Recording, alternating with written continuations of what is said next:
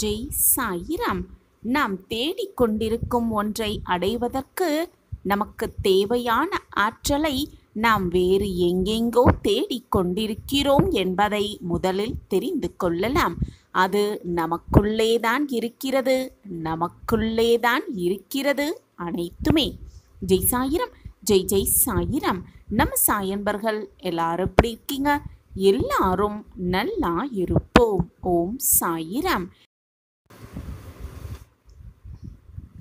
உன்னுடைய அப்பா மீது உனக்கு நம்பிக்கை இருக்கிறது தானே?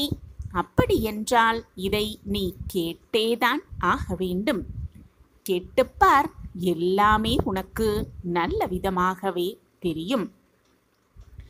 என் அன்பு பிரியமே, லட்சிய பாதையை அறிந்து கொள்ளாமல் உலக போகங்களில் முட்டாள்தனமாக மூழ்கிவிடாதே என் பிரியமே. வழி தவறி லட்சியத்தை அடைய முடியாமலேயே போய்விடும். அப்படி நீ இருந்தால், உன்னுடைய லட்சியத்தில் நீ கவனமாக இருந்தால், உன்னுடைய பாதையிலிருந்து ஒருபோதும் விலகிவிடாமல் இருக்க பழகு. ஆம் என் பிரியமே, நிம்மதியான வாழ்வு உனக்கு நிச்சயமாக கிடைக்கும். நிம்மதியான வாழ்க்கை உனக்கு கிடைக்க வேண்டுமென்றால் நீ எப்படி இருக்க வேண்டும், எப்படி மாற வேண்டும் என்பதை இந்த கதை மூலம், ஒரு சிறிய கதை மூலம் தெரிந்து கொள்ளலாம். கேட்டுப்பார், உனக்கானது நிச்சயமாக ஏதாவது ஒரு ரூபத்தில் உன்னிடம் வந்து சேரும். முன்பு ஒரு காலத்தில் ஒரு கிராமத்தில் சிற்பி ஒருவர் வாழ்ந்து வந்தார். அவர் சிற்பக்கலையில் தலை சிறந்தவர். தன் உளியை கொண்டு எந்த உருவத்தை நினைத்து அவர் செதுக்கினாலும் அந்த உருவம் அப்படியே தத்ரூபமாக இருக்கும். தெய்வீகமான சிற்பங்களை செதுக்கும் வல்லமை கொண்டவர் அந்த சிற்பி. அவருக்கென்று ஒரு தனி திறமையும் இருந்து வந்தது. அவர் தன் கைகளால் எந்த கல்லை எடுத்து தன்னுடைய உளியால் அதற்கு உயிர் கொடுக்க வேண்டும் என்று நினைக்கிறாரோ, அந்த கல் பேசுவதை இவரால் உணர்ந்து கொள்ள முடியும். அந்த அளவுக்கு தனி திறமை அவருக்கு இருந்தது என்றே சொல்லலாம். அப்படி இருக்கும் பொழுது அவருடைய புகழ் அந்த நாடு முழுவதும் பரவ ஆரம்பித்தது. அந்த சமயத்தில்தான் அந்த நாட்டின் ராஜா ஒரு கோவில் கட்ட வேண்டும் என்று ஆசைப்படுகிறார். அதற்கான பணிகளையும் துவங்க ஆரம்பிக்கிறார். விக்கிரகத்தில் வைக்கக்கூடிய கடவுள் சிலையை தத்ரூபமாக செதுக்கக்கூடிய சிற்பியை தேடிக்கொண்டு இருந்தார் ராஜா. அப்பொழுதுதான் அந்த சிற்பியை பற்றி அரசருக்கு தெரிய வருகிறது. உடனே தன்னுடைய வேலையாட்களை விட்டு அந்த சிற்பியை அரண்மனைக்கு அழைத்து வரும்படி சொல்கிறார். அரசர் கட்டளைக்கிணங்க அந்த சிற்பியும் அரண்மனைக்கு வருகிறார். அவரை பார்த்த அரசர் சிற்பியை, உன்னுடைய புகழை பற்றி இந்த நாட்டில் உள்ள அனைவருமே நன்றாக பேசுகிறார்கள். உன்னுடைய திறமையை சோதிக்கும் நேரம்தான் இது. நம் நாட்டில் புதியதாக ஒரு கோவில் கட்டலாம் என்று திட்டம் கொண்டுள்ளோம். அதற்கு தத்ரூபமான தெய்வீக சிலை ஒன்றை வடிவமைக்க வேண்டும். அந்த சிற்பத்தை பார்த்தவுடன் தெய்வமே நேரில் வந்து காட்சியளிப்பது போன்று எல்லோருக்குமே தோன்ற வேண்டும். அப்பேற்பட்ட தத்ரூபமான சிலையை உன்னால் வடிவமைக்க முடியுமா? அப்படி நீ செய்துவிட்டால் பொன்னையும் பொருளையும் நான் அள்ளி தருகிறேன் என்று அரசர் சிற்பியிடம் சொல்கிறார். 1 மாத காலம் அவகாசம் தருகிறேன்.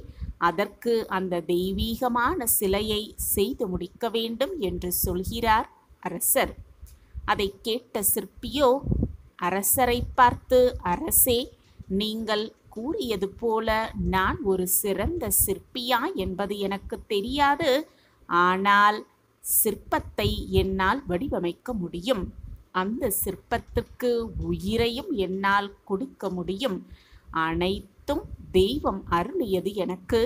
நீங்கள் நினைத்தது போல ஒரு தெய்வீகமான சிற்பத்தை நான் வடிவமைத்து தருகிறேன் என்று அரசருக்கு வாக்குறுதி கொடுத்துவிட்டு அங்கிருந்து சென்று விடுகிறார் சிற்பி. அந்த சிற்பியோ சிற்பத்தை வடிவமைக்க வலிமையான கற்களை தேடி காட்டு பக்கமாக செல்கிறார். அந்த காட்டு பக்கமாக போகும் பொழுது அங்கே ஒரு கல்லை பார்க்கிறார். அதை பார்க்கும் பொழுதே அவருக்குள் ஒரு எண்ணம், அந்த கல்லுக்குள் தெய்வீகமான சிலை ஒன்று ஒளிந்து கொண்டு இருக்கே என்று எண்ணம் தோன்றுகிறது. அந்த கல்லில் நாம் செதுக்க ஆரம்பித்தால் அரசர் கேட்ட மாதிரியே தெய்வீகமான கடவுள் சிலையை நிச்சயமாக வடிவமைக்கலாம் என்று அவருக்குள் ஒரு எண்ணம் தோன்ற ஆரம்பிக்குது. உடனே அந்த கல் பக்கத்தில் போய், நான் உன்னை ஒரு தெய்வீகமான சிலையாக உருவாக்கலாம் என்று நினைக்கிறேன். அதற்கு உன்னுடைய சம்மதம் வேண்டும். நீ சம்மதம் தெரிவித்தால் என்னுடைய ஒளியை கொண்டு உன்னை ஒரு தெய்வீகமாக சிற்பமாக என்னால் மாற்ற முடியும் என்று சொன்னதும் அந்த கல் சிற்பியை பார்த்து, சிற்பியே, அப்படியா? நீங்கள் சொல்வதை கேட்கும் பொழுது எனக்கு மகிழ்ச்சியாக இருக்கிறது. நீங்கள் கேட்டதற்கு நான் சம்மதம் தெரிவிக்கிறேன். இப்பவே என்னை அந்த தெய்வீகமான சிற்பமாக மாற்றுங்கள் என்று அந்த கல் சொன்னது. உடனே அந்த சிற்பி தன்னுடைய ஒளியை கொண்டு அந்த கல்லை கொஞ்சம் கொஞ்சமாக செதுக்க ஆரம்பிக்கிறார். ஒரு சில அடிகளை கூட தாங்க முடியாத அந்த கல் ஐயோ அம்மா என்று கூச்சலிட ஆரம்பித்தது.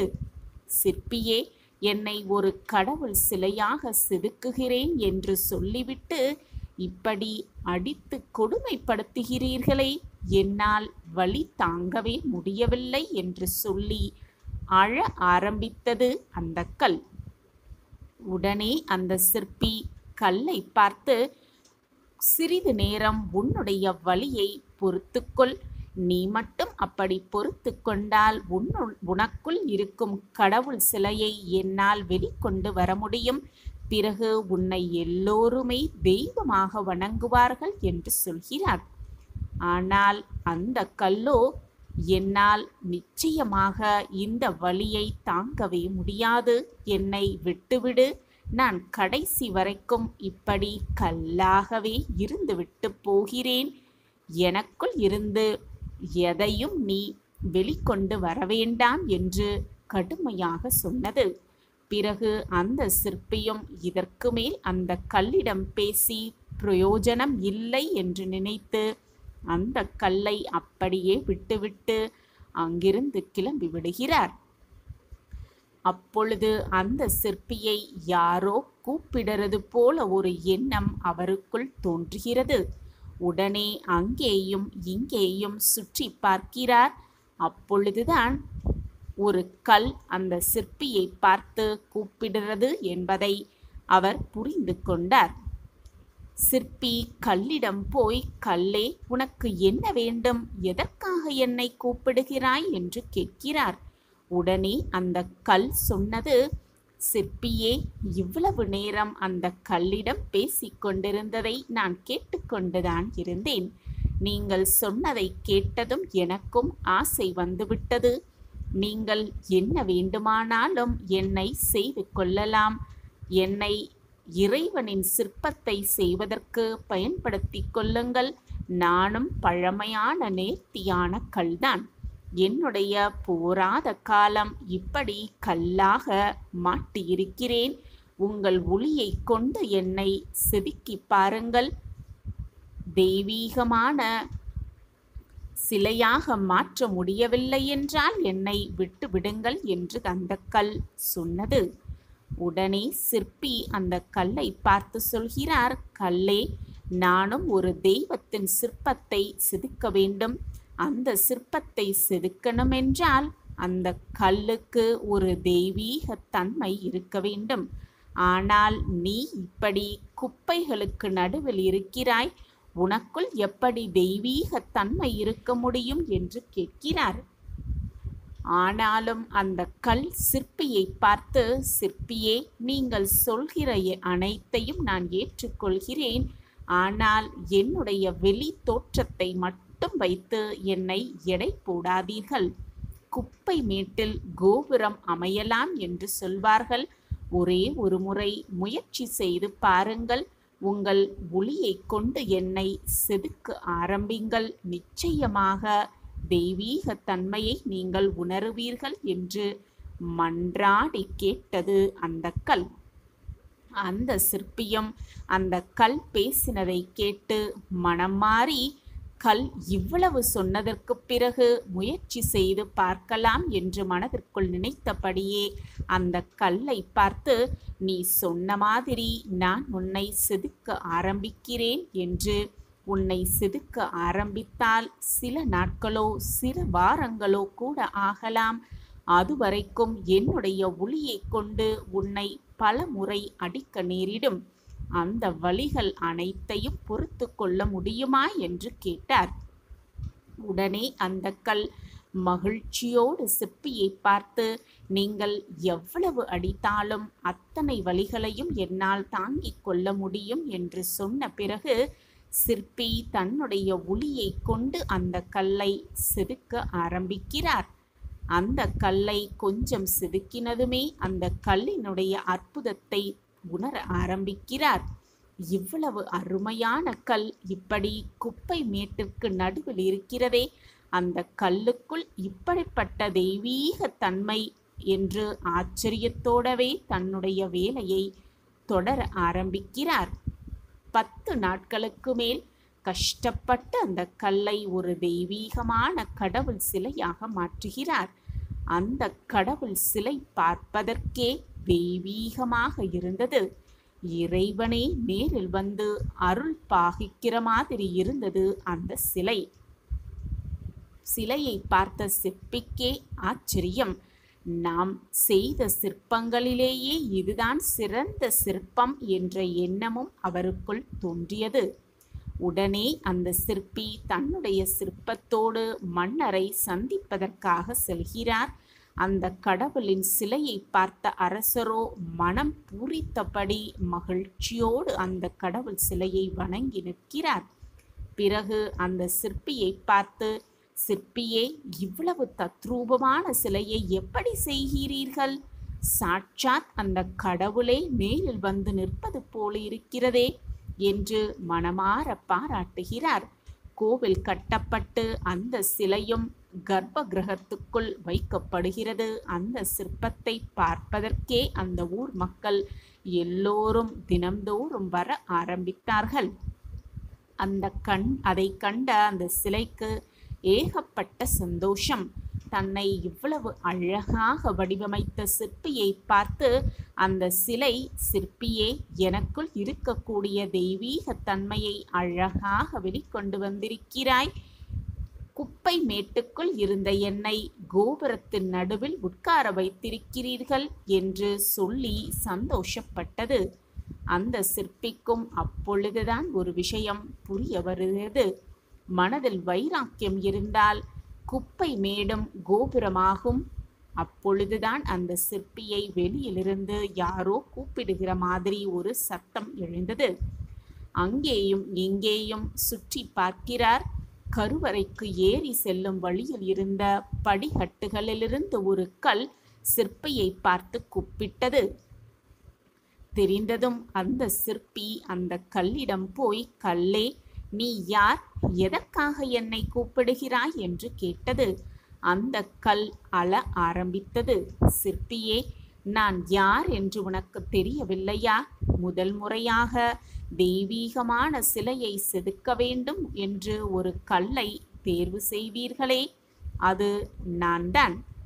அன்றைக்கு மட்டும் நீங்கள் சொன்னதை கேட்டு நான் வலியை பொறுத்திருந்தேன் என்றால் இன்னைக்கு இந்த கோவில் கருவறைக்குள் இருந்திருப்பேன். மக்களும் என்னை தினம்தோறும் வந்து வணங்க ஆரம்பித்திருப்பார்கள். அன்னைக்கு வலி பொறுக்க முடியாத நான் இன்று இப்படி எல்லோரிடமும் மிதி வாங்கிவிட்டு இருக்கிறேன். இங்கு வரும் பக்தர்கள் எல்லோரும் என்மேல் ஏறித்தான் செல்கிறார்கள். தினம்தோறும் அந்த சுமையை என்னால் சுமக்கவே முடியவில்லை. நான் எவ்வளவு முட்டாளாக இருந்திருக்கிறேன் என்று இப்பொழுதுதான் புரிகிறது என்று சொல்லி அழ ஆரம்பித்தது அந்த கல். நம் இலக்குகளை அடையணுமென்றால் நமக்குள் தன்னம்பிக்கையை நாம் தான் வளர்த்து கொள்ள வேண்டும். வாழ்க்கையில் ஒரு சில வழிகள் தாங்கிக் கொண்டுதான் ஆக வேண்டும். அதை தாங்கிக் கொண்டால் நம் வாழ்வு நிச்சயம் ஒரு நாள் பிரகாசமாக இருக்கும். வாய்ப்புகள் வரும் பொழுதே அதை பயன்படுத்தி கொள்ள வேண்டும். ஒரு முறை வாய்ப்பை தவறவிட்டால் பிறகு காலம் முழுவதும் வேதனைப்பட்டு கொண்டுதான் இருக்க வேண்டும் என்று சொன்னபடியே அங்கிருந்து செல்கிறார் அந்த சிற்பி. இந்த கதை 2 விஷயங்களை உணர்த்துகிறது. ஒன்று, சில லட்சியங்களை அடைய வேண்டுமென்றால் சில வேதனைகளை தாங்கிக் கொண்டுதான் ஆக வேண்டும். வாய்ப்புகள் வரும் பொழுதே அதை பயன்படுத்த வேண்டும். கஷ்டங்களுக்கு பயந்து வந்த வாய்ப்புகளை தவறவிட்டால் மீண்டும் அந்த வாய்ப்பு வரவே வராது. இதை புரிந்து கொண்டால் நிம்மதியான வாழ்வு நிச்சயமாக உனக்கு கிடைக்கும். என் அன்பு பிரியமே, எப்பொழுதுமே உன்னுடைய லட்சியம் உயர்ந்ததாக இருக்க வேண்டும். துரதிர்ஷ்டவசமாக உன்னில் சில பேர் வாழ்க்கையில் எந்த ஒரு லட்சியமும் இல்லாமல் இருட்டில் தடுமாறிக்கொண்டே இருக்கிறார்கள். வாழ்க்கை வெளிச்சம் பெற வேண்டுமென்றால் லட்சியத்தை உருவாக்கி அதை நோக்கி ஓடிக்கொண்டே இருக்க வேண்டும். வாழ்க்கையில் அளவில்லாத நன்மைகளை பெறுவதற்கு எல்லோருமே தீமைகளை ஆராய்ந்து, உனக்குள் இருக்கும் தீமையை ஆராய்ந்து அதை முதலில் கைவிட வேண்டும். நீ உன்னுடைய வெற்றியை பற்றி சிந்திக்க ஆரம்பித்து விட்டாலே உன்னுடைய வேகத்தை தடுத்து நிறுத்த யாராலும் முடியாது என் பிரியமே. உன்னுடைய சிந்தனையில் நீ எதை அடைய விரும்புகிறாயோ அது மட்டும் நிரம்பி இருக்கும்படி பார்த்துக்கொள். அது மட்டுமே நிரம்பி இருக்கும்படி பார்த்துக்கொள். பின்பு உன்னை யாருமே தடுத்து நிறுத்தவே முடியாது. ஆம் என் பிரியமே, விழித்திரு. உன்னை நீயே உயர்த்தி காட்டலாம் மிக பிரம்மாண்டமாக. உன்னுடைய தனித்துவம் என்ன என்பதை முதலில் கண்டுபிடி. உன்னுடைய தனித்துவத்தை மட்டும் யாருக்காகவும் மாற்றிக்கொள்ள நினைக்காதே. அதுதான் உன்னை வாழ்வில் மிகப்பெரிய உயரத்திற்கு அழைத்து செல்ல போகிறது. எந்த முயற்சியும் செய்யாமல் ஏதாவது முயற்சி செய்பவரையும் நகையாடி ஏளனம் செய்பவர்களின் வார்த்தைகளுக்கு எப்பொழுதுமே செவிசாய்க்காதே என் பிரியமே. அவர்களின் வார்த்தைகளை காதில் வாங்க வேண்டிய அவசியமே உனக்கு இல்லை. ஆம் என் பிரியமே, அது உன்னை தோல்வியில்தான் தள்ளிவிடும் என்பதே நிதர்சனமான உண்மை. ஒரு இலக்கை அடைவதற்கு எந்த அளவிற்கு உறுதியாக நம்பிக்கையோடு நீ முயற்சி செய்கிறாயோ அந்த அளவிற்கு விரைவாக அதை அடைவதற்கான வழிகளும் உனக்கு நிச்சயமாக பிறக்கும். வழிகளே இல்லை என்று நினைத்து உன்னுடைய முயற்சியை மட்டும் நிறுத்திவிட எண்ணாதே என் பிரியமே, நிறுத்திவிடாதே. கனவு மட்டுமே கண்டு கொண்டிருப்பது வெறும் கனவாகத்தான் இருக்கும். கனவோடு இணைந்து பயணம் செய்வது மட்டும்தான் நிஜத்தை நிச்சயமாக அடைய வைக்கும். ஆம் என் பிரியமே, உன்னுடைய லட்சியத்தை அடைய நம்பிக்கையோடு வீர நடைப்போடு வெற்றி உன் வசம் எப்பொழுதுமே இருக்கும்.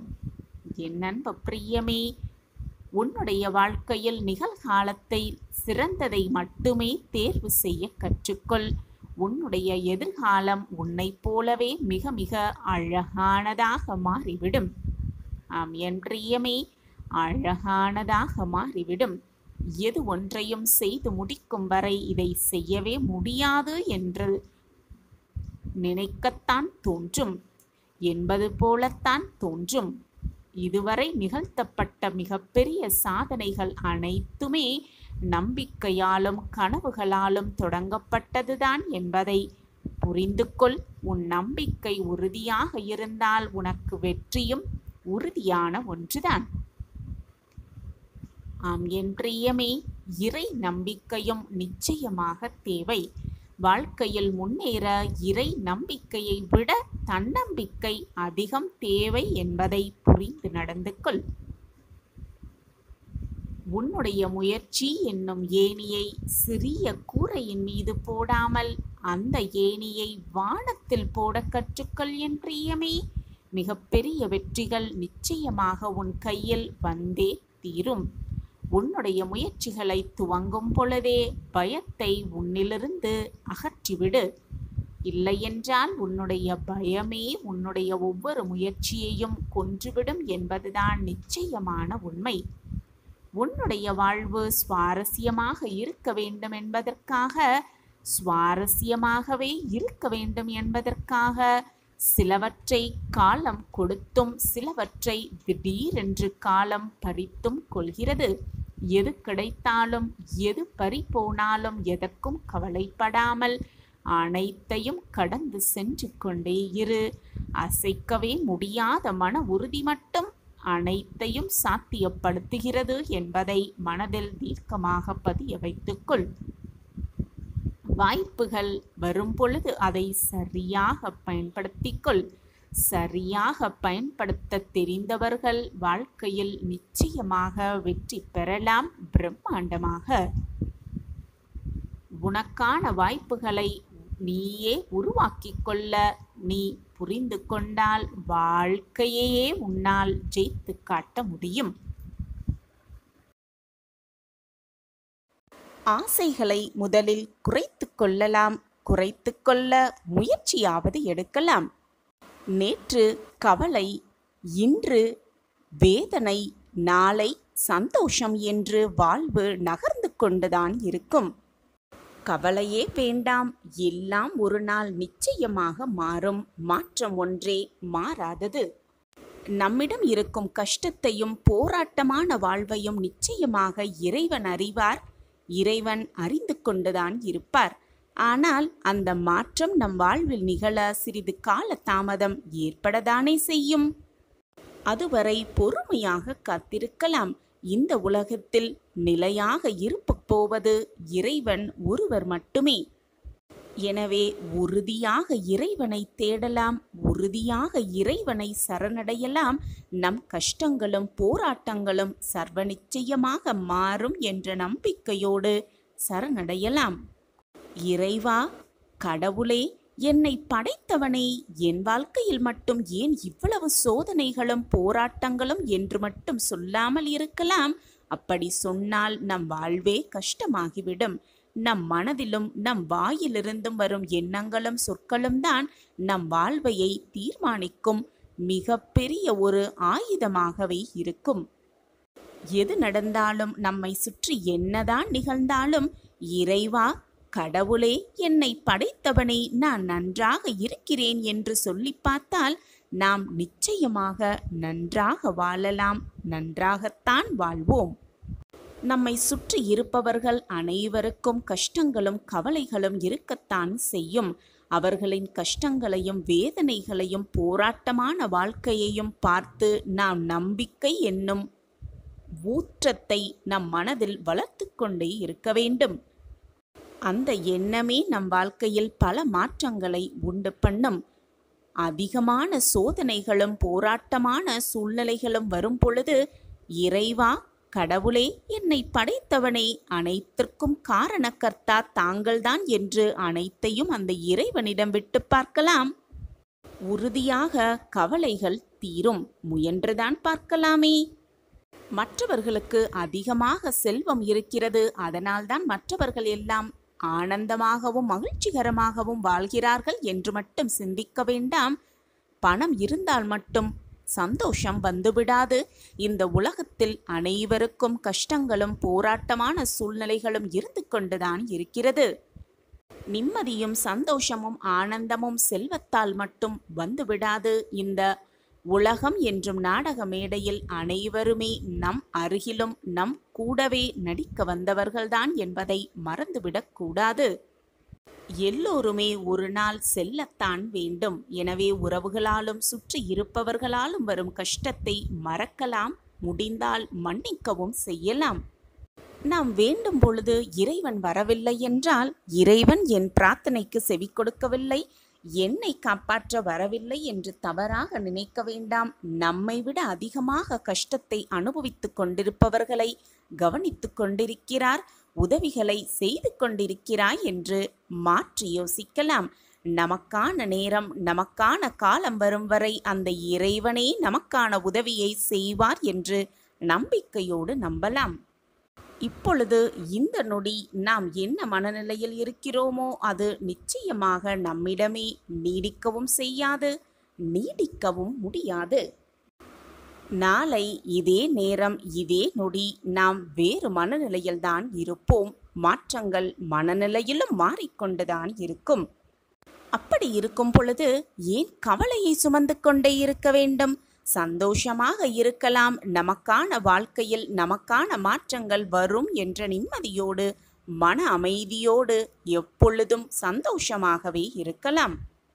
தினமுமே ஏதாவது ஒரு நேரம் எல்லாரும் நல்லாயிருப்போம், எல்லாரும் நல்லாயிருப்போம் என்று சொல்லிக்கொண்டே இருக்கலாம். கவலைகளெல்லாம் மறந்து நாமும் ஒரு நாள் எல்லோரைப் போல நன்றாகவே இருப்போம் என்ற நம்பிக்கையோடு மீண்டும் மீண்டும் அந்த வார்த்தைகளை ஏதாவது ஒரு நேரத்தில் சொல்லிக்கொண்டே இருக்கலாம். அனைவருமே, இந்த உலகத்தில் உள்ள அனைவருமே ஏதாவது ஒரு நேரத்தில், ஏதாவது ஒரு தருணத்தில் தங்களுக்கு பிடித்த மாதிரி, தங்களுக்கு விரும்பிய மாதிரி வாழ்க்கையை வாழ்வார்கள். அப்படி அவர்கள் வாழும் பொழுது நமக்கான வாழ்வு நமக்கு வராமலையா போய்விடும்? இந்த நம்பிக்கை எண்ணமே போதும், வாழ்வு நம் வசமாகும். மாற்றம் எல்லோருக்குமே மாறும். வாழ்வு இன்று ஏனடா இந்த வாழ்வு என்று நினைப்பவர்களுக்கும் என் வாழ்வு நன்றாக இருக்கிறதே என்று மாற்றி சிந்திக்கும் அளவிற்கு வாழ்வு மாறத்தான் செய்யும். இதுதான் வாழ்க்கை. எனவே எப்பொழுதும் கவலையை மறந்து நிம்மதியாக இருக்கலாம், மகிழ்ச்சியாக இருக்கலாம், ஆனந்தமாக இருக்கலாம், சந்தோஷமாக வாழலாம். சாயப்பா நம்மிடம் இருக்கும் பொழுது நமக்கு ஏன் மனக்கவலை? சாயப்பா இருக்க நமக்கு ஏன் மனக்கவலை? சாயிராம். வாழ்வில் எந்த சூழலிலும் அஞ்சாமல் இருக்கலாம். தயக்கமும் குழப்பமும் இருக்கும் வரை எந்த மாற்றமும் நம்மில் ஏற்படவே படாது. எனவே எதற்குமே அஞ்சவே கூடாது. மனம் விட்டு வேதனை விலக்கிவிட்டு உனக்கான பாதையை நாம் கண்டுபிடித்தால் நிச்சயமாக நமக்கான பாதை தென்படும். நாம் நிற்பது பயிற்சி களம்தான் தவிர அதுதான் வாழ்க்கையாகி முடியாது.